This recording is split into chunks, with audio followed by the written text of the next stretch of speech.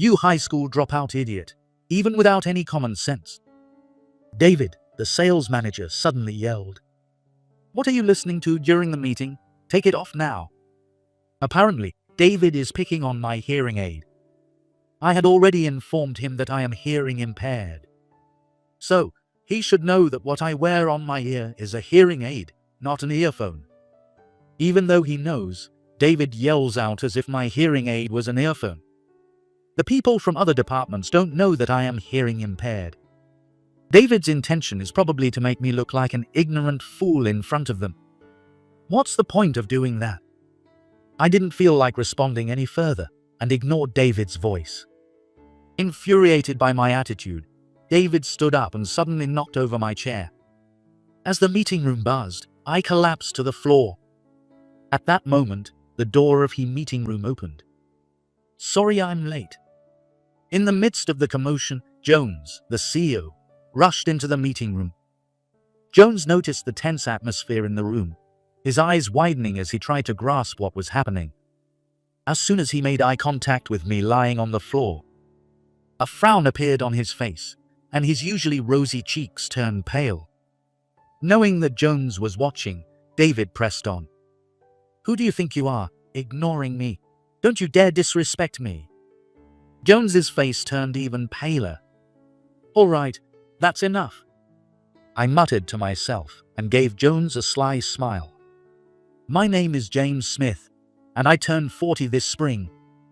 I am now leading an average life as a businessman. However, my life has been a bit different from others.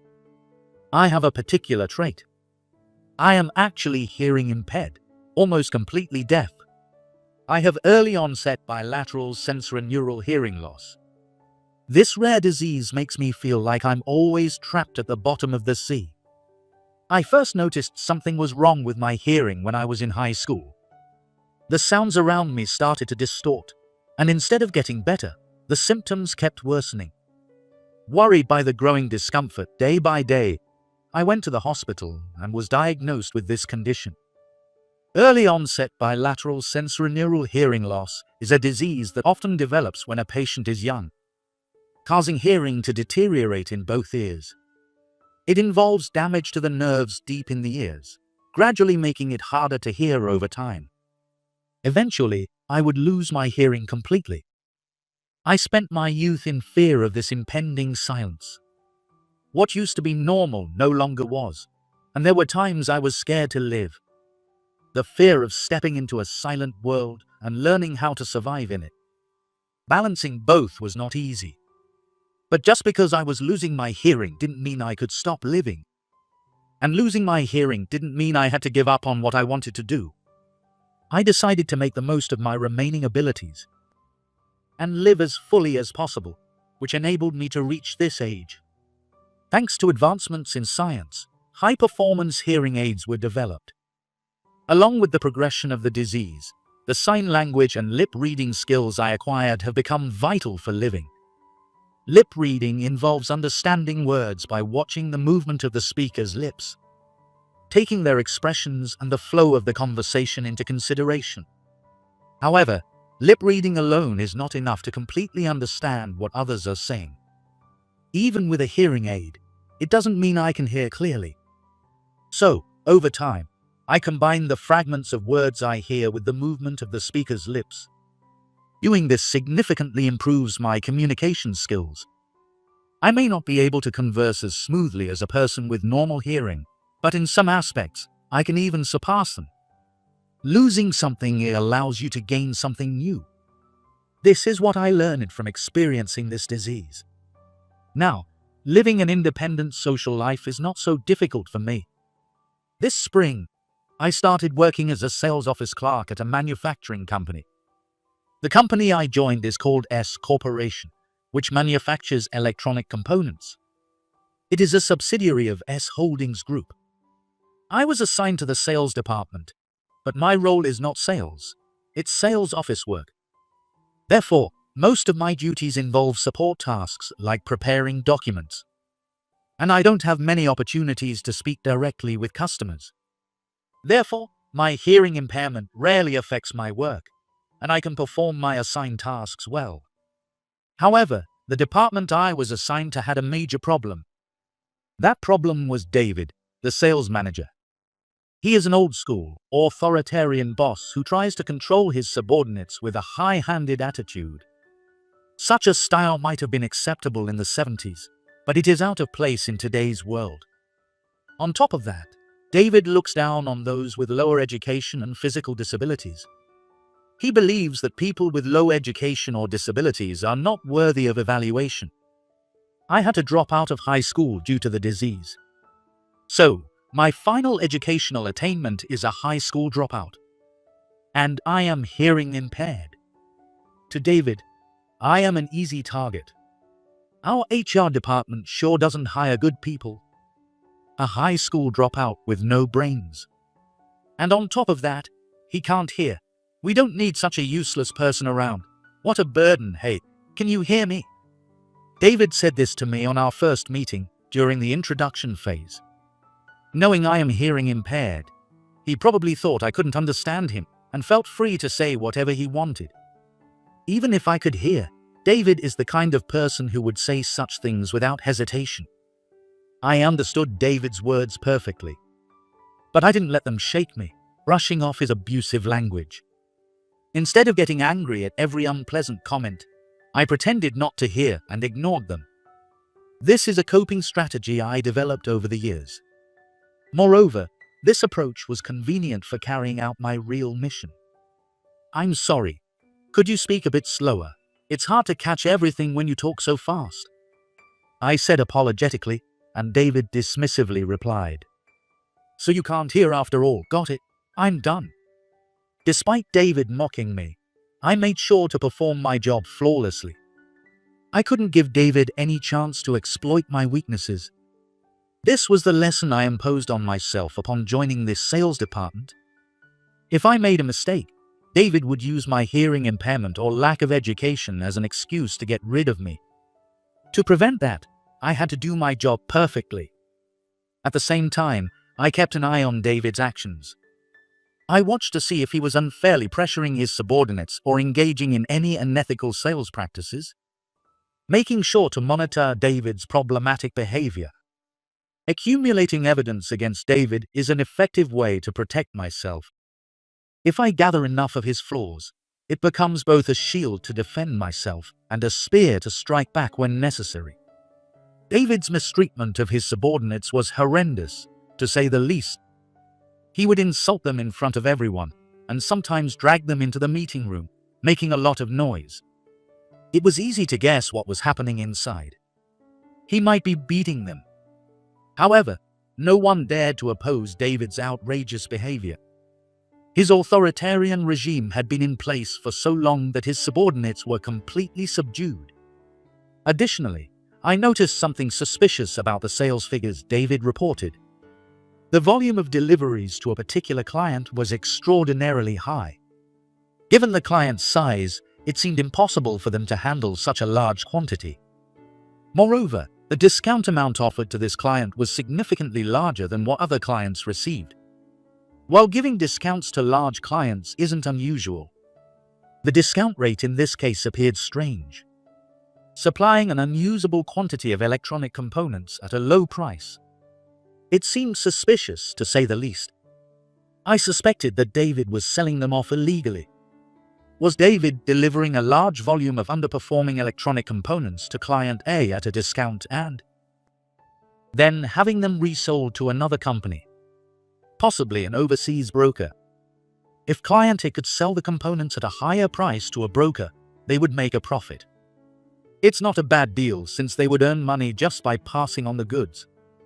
However, a man like David wouldn't take such risks just out of loyalty to the company. If the goods were being resold overseas, that would be illegal. So, he was probably receiving some sort of kickback in return for introducing the broker. That was my hypothesis. If it were true, it would be a serious act of breach of trust, which means a crime. To verify my theory, I decided to probe David's subordinates. But everyone was tight-lipped, refusing to speak.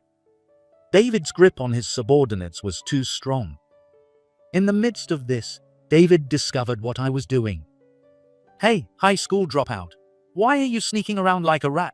Scurrying around behind the scenes, snooping around." David pressured me with his rough words.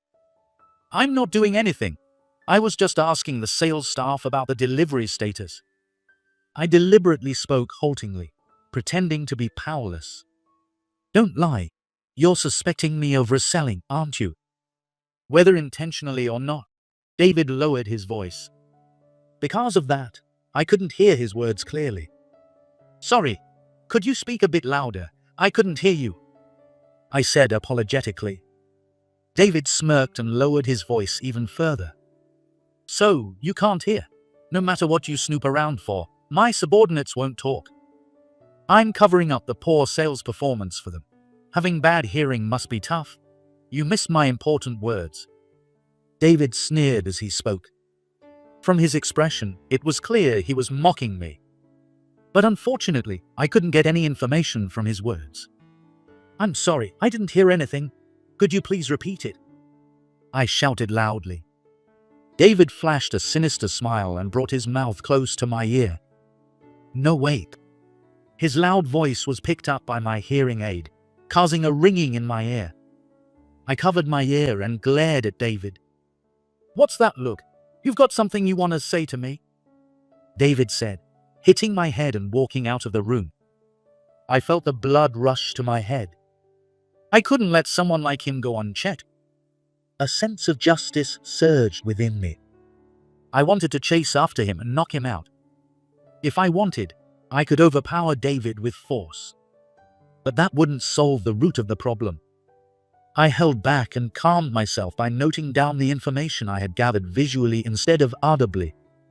From that day on, David intensified his pressure on me. Until then, David had only mocked my hearing impairment and my lack of education, but recently his harassment had become more vicious. He would deliberately speak in a whisper so I couldn't hear him, or sneak up behind me and snatch my hearing aid. These were petty and malicious acts that you wouldn't expect from someone in his position as a manager. Each time, I felt a surge of anger and tried to resist David. But to achieve my real goal, I had to suppress my rage and endure it. After enduring many such days, I reached my breaking point, and then an accident happened. It happened during an emergency sales meeting. The attendees were the directors and the department heads of various sales divisions. I was to attend this meeting as the document preparer for David's sales department. It was my first time attending a sales meeting. I didn't feel it was necessary for me to be there since the documents I prepared were not particularly complex. In fact, David was the only sales manager who brought an office clerk to the meeting. So, there had to be a special reason why David insisted on my attendance. I paid close attention to David's behavior before the meeting started. As soon as the meeting began, David made an action.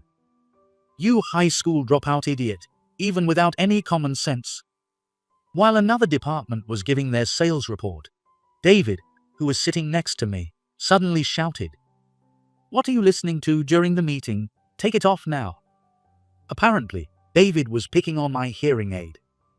I had already informed him that I am hearing impaired. So, he should know that what I wear on my ear is a hearing aid, not an earphone. Even though he knows, David yells out as if my hearing aid was an earphone. The other participants and directors don't know that I am hearing impaired. David's intention is probably to make me look like an ignorant fool in front of them. What's the point of doing that? Does he hate me that much? Or is he retaliating because I dug into the risk-selling issue? I didn't feel like responding any further and ignored David's voice. Infuriated by my attitude, David stood up and suddenly kicked over my chair. As the meeting room buzzed, I collapsed to the floor. At that moment, the door to the meeting room opened. "Sorry I'm late." In the midst of the commotion, CEO Jones rushed into the meeting room. Jones noticed the tense atmosphere in the room, his eyes widening as he tried to grasp what was happening. When he saw me lying on the floor, a frown appeared on his face, and his usually rosy cheeks turned pale. Aware that Jones was watching, David pressed on. Who do you think you are? Ignoring me. Don't you dare disrespect me. Jones's face turned even paler. All right, this is enough. I muttered to myself and gave Jones a sly smile. David looked at Jones, seeking recognition for his actions.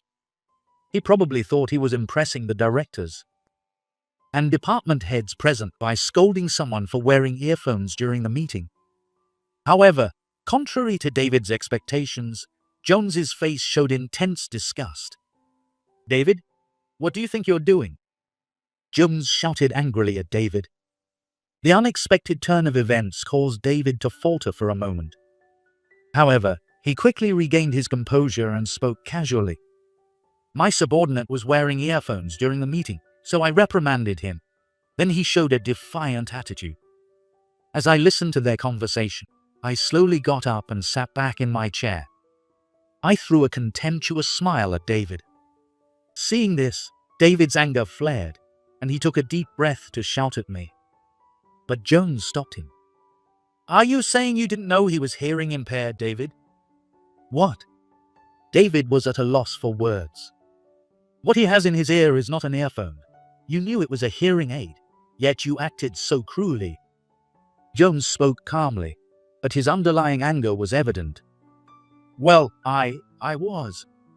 Caught off guard, David was flustered. What David didn't expect was that Jones knew about my hearing impairment. He thought he was the only one in the room who knew my secret. David assumed this and tried to paint me as an ignorant troublemaker.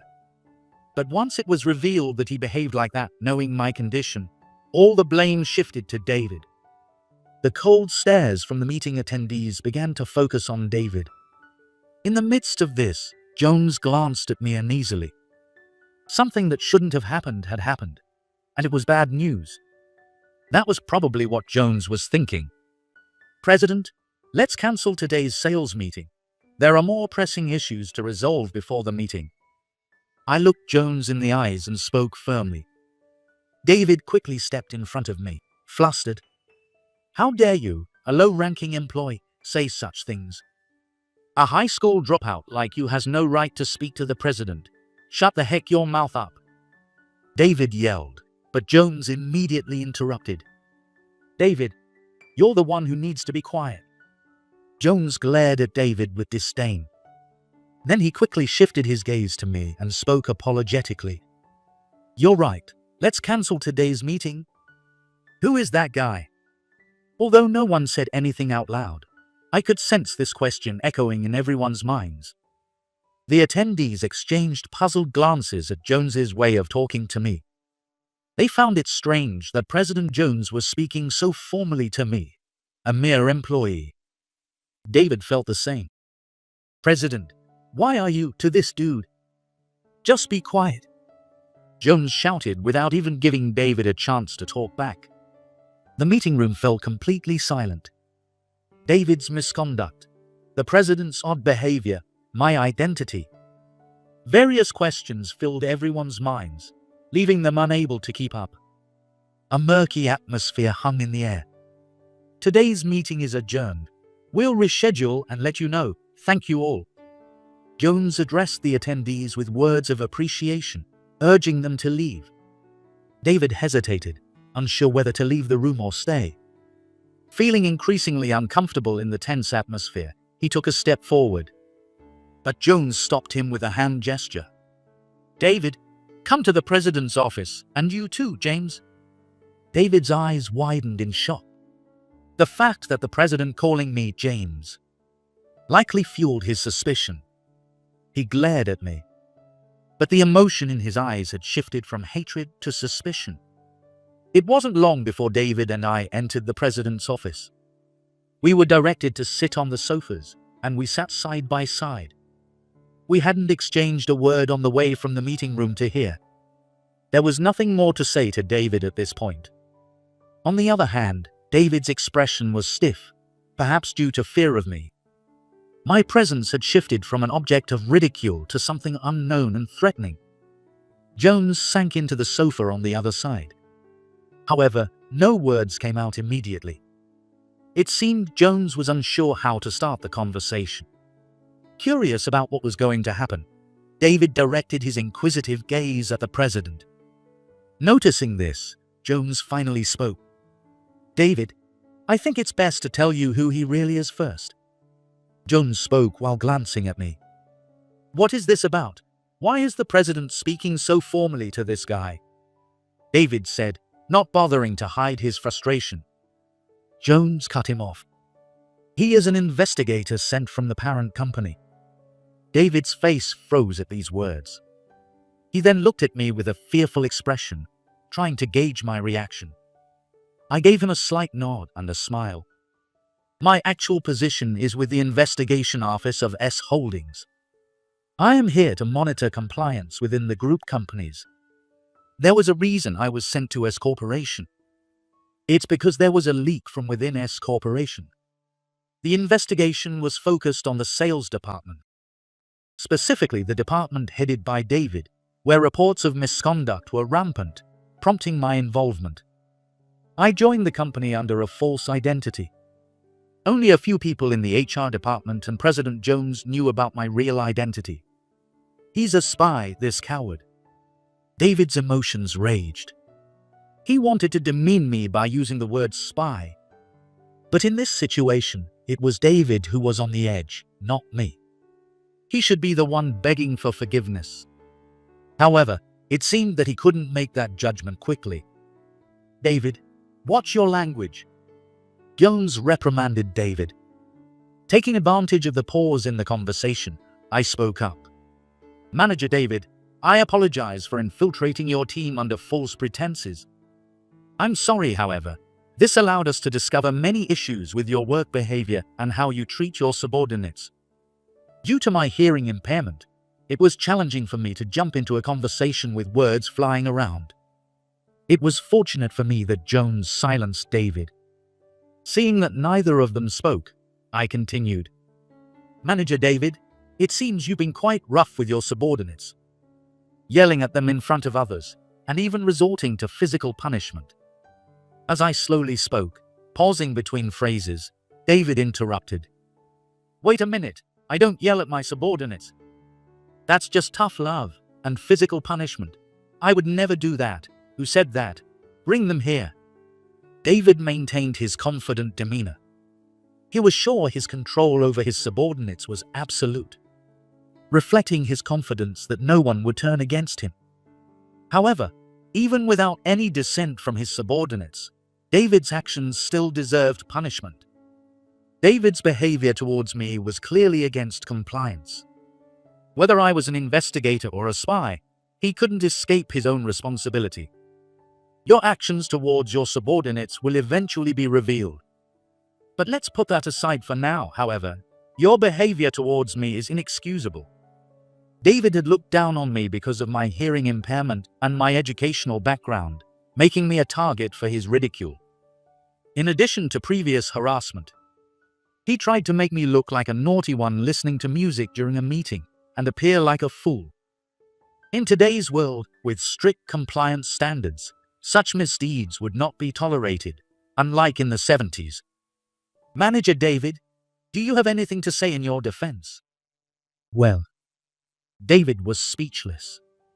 I shifted my gaze from the stumped David to Jones, who was looking downcast. A manager, who has quite a responsibility for his position, had committed these acts. Not only were they witnessed by me, an investigator, but they were actually committed against me. Not even the president could cover this up. Please make sure this issue is properly addressed. Just because it's an internal matter doesn't mean it should be brushed under the rug, I said firmly, and Jones showed an apologetical expression. "Understood. Manager David will face appropriate disciplinary action and will be made to reflect on his behavior." David listened with his head down, looking thoroughly dejected, but it's too early for him to feel defeated. His abuse towards his subordinates is certainly a problem, but more importantly, he's involved in a bigger issue. That issue is the main focus of the investigation. "James, so, does this conclude the investigation?" I could see the relief in Jones's expression. Demoting David from his position as manager and cutting his salary might satisfy the head office, But this is just the beginning. What are you talking about, President? This is just a side thing. The main issue starts now. I smiled meaningfully, and Jones's expression tensed.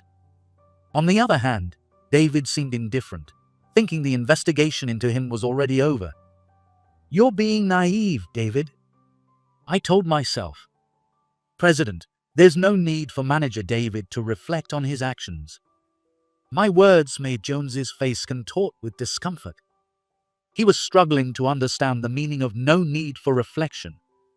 David, meanwhile, looked puzzled, his gaze wandering. Perhaps he thought he was off the hook. If so, he's gravely mistaken. Manager David needs to be terminated immediately.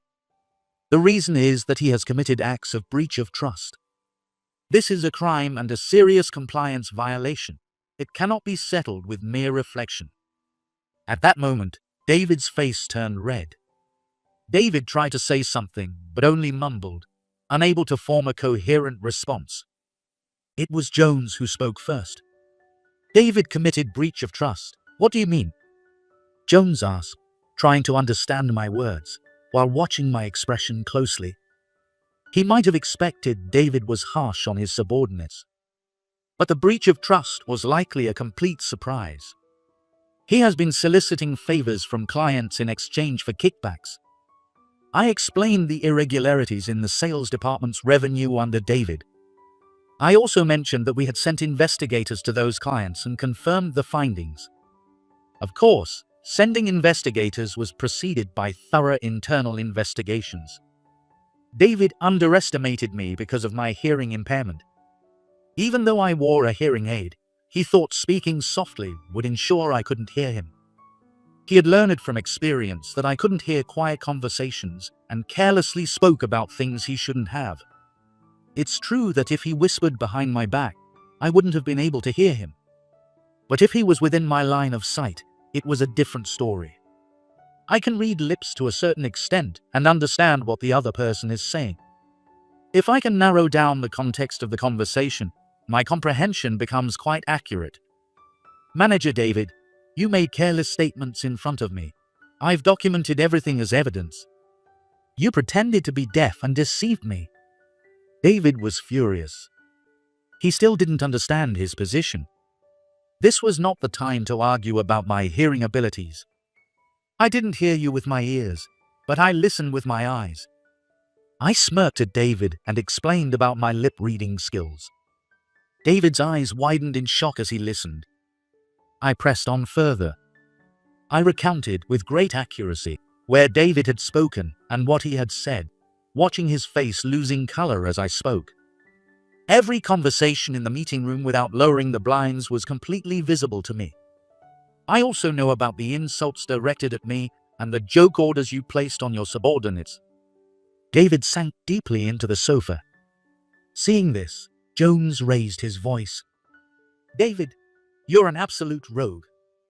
I overlooked some of your issues because of your good sales performance, but it was all a sham, you idiot. Jones shouted, biting his lip in anger. But David, in a state of shock, showed no reaction. The truth is, I came to S Corporation because of a leak about this issue. A sales department employee, forced by David to facilitate illegal reselling, probably couldn't bear the guilt and reported it anonymously. During the investigation, there was a moment when David almost discovered me. But my hearing impairment helped disguise my true identity. President Jones, I will report all of this to the head office. You should be prepared for the consequences. I calmly informed Jones. He grabbed David by the collar, pulled him up, and said face to face, "This is all your fault. Get out of my office."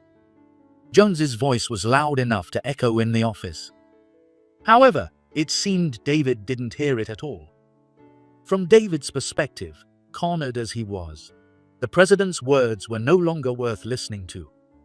Enraged by David's attitude, Jones kicked the back of the sofa David was sitting on with all his might. David tumbled to the ground. Watching him, I couldn't help but smirk. David is a piece of work, but Jones isn't much better. Disgusted, I gave a cold laugh and quickly left the president's office. David was given the penalty of dismissal. A detailed investigation revealed that the number of illegal resales and the amount of kickbacks were far greater than expected, implicating the entire sales department was involved. In other words, almost everyone in the sales department knew about it. However, the subordinates were not pursued further since their only benefit was a reduction in sales quotas. Given David's attitude that I witnessed, it's understandable why they couldn't resist. David will likely be sued by the company. The amount of damages is still being calculated, but it will undoubtedly be a sum too large for him to repay through regular wages.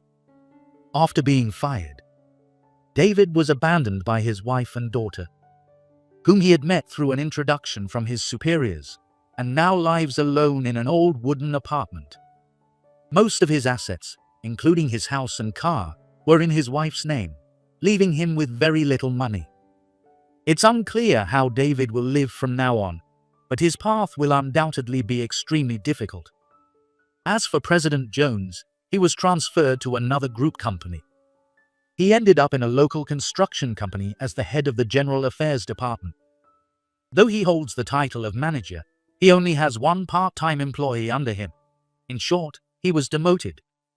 This was the consequence of his involvement in the recent scandal. His salary